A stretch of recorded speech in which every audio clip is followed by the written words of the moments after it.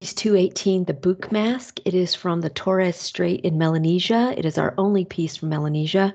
It was made in the mid to late 19th century, so 1850s up to 1900. It's made of turtle shell, wood, fiber, feathers, and shell, additional shell to the turtle shell. In terms of context, Melanesia is this blue area here. It was named by a European, so these phrases are kind of imposed by outside cultures. The word Melanesia means islands of Black people. It is a phrase or a word that is being used currently by people of these islands to put forward their own culture and their own rights, legal rights. So it's been a word that is being kind of transformed in how it was assigned and now how it's used. Melanesia, or excuse me, the Torres Straits, rather, more particularly, is between New Guinea and Australia. So you see here the northern tip of Australia and just the southern tip of New Guinea. That little strait in there is the Torres Strait. Here's a blow up of that. Papua New Guinea and the very northern tip of Australia right here. There's 274 islands. About 5,000 people live here. Most of the islands are teeny tiny and uninhabitable, but Mabuiag Island right here is thought to be the site of the Buk mask. And here is that island with an airstrip that we could visit. More context. So Torres Strait was named after a Spanish explorer in 1606, named it after himself. Surprise.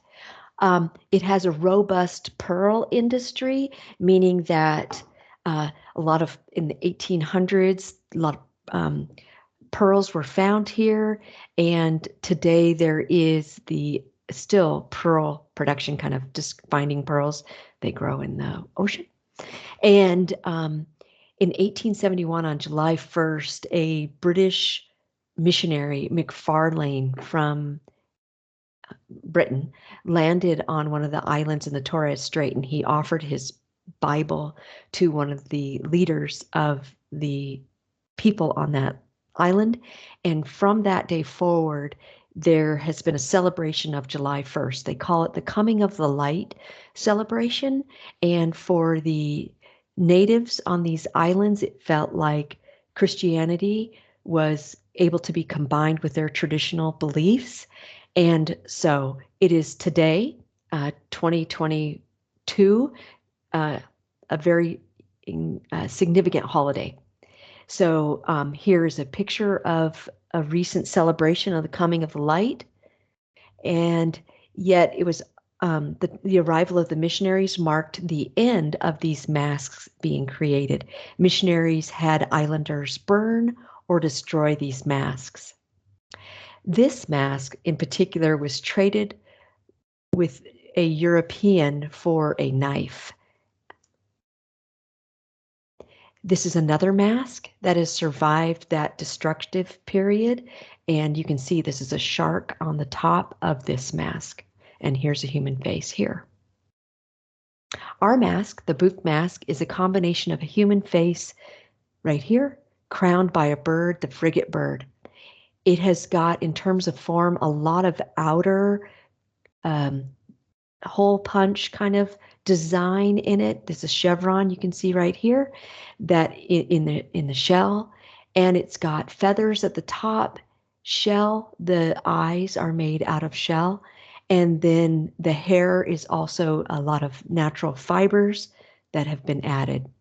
This would have been worn on the top of the head, and the person using this in dance would have looked underneath the mask in order to see while dancing, rather than through the eyes. You can see because the eyes are covered here. It's found in the Metropolitan Museum of Art. More about form. This is the hawksbill turtle shell that would have been used to make this Buk mask. The shell, once it was removed from the turtle, would have been heated up with hot rocks, and that would have allowed the shell to be molded into shape. And then you can see these holes that were created in it that natural fiber to connect pieces of the shell to make the shape that they wanted. More form. The top bird here is a frigate bird. Here's the frigate bird in life, in real life, in flight. They have up to 7.5-foot wingspan. They have the greatest, highest proportion of wingspan to weight of any bird on the planet. They are considered a kleptoparasite because they eat the food that larger fish have pushed to the surface of the ocean, like squid is one of their favorite. The function of this mask, it was critical for ceremonies about male initiation into adulthood. It would have been used for a end of life ceremony, a funeral. It was used to hope for a good hunting or a good warfare experience or outcome, and it would have been often used to assure bountiful harvests and positive fish and game collection. Here we see men dancing with a mask. This isn't our book mask, but this is a tortoise or turtle shell mask. The campfire would have just made these turtle shells pretty iridescent. And in terms of content, you can see it's not just the shell of the mask, but it's all these materials that are added. In this case, there's coconut fiber, there is feathers here and shells that are attached that would have moved and caught the dancer's motion. More content, we think that there's a possibility here that this is an ancestor who was honored. It could have been a hero, a person like a great warrior. Quoian is the name of a possible hero. And the question is, was the frigate the totem of that person, that ancestor or that hero? Nevertheless, however, whomever it represents, it definitely connects with the supernatural world, the world beyond this one, for good luck, for the rite of passage. And then finally, in terms of content, these masks have a variety of who can be featured. So you can have a mask that just has the face of a human. You can have a mask that just has the face of a crocodile. Here, another human. But ours has a combination of both the human and the animal. That frigate bird, is it a totem for the human that is being featured? Okay, so that is 218, the Book mask from the Torres Strait, just north of Australia, south of Papua New Guinea. It's made in the late 1800s, and it's made out of turtle shell, wood, fiber, feathers, and other shell.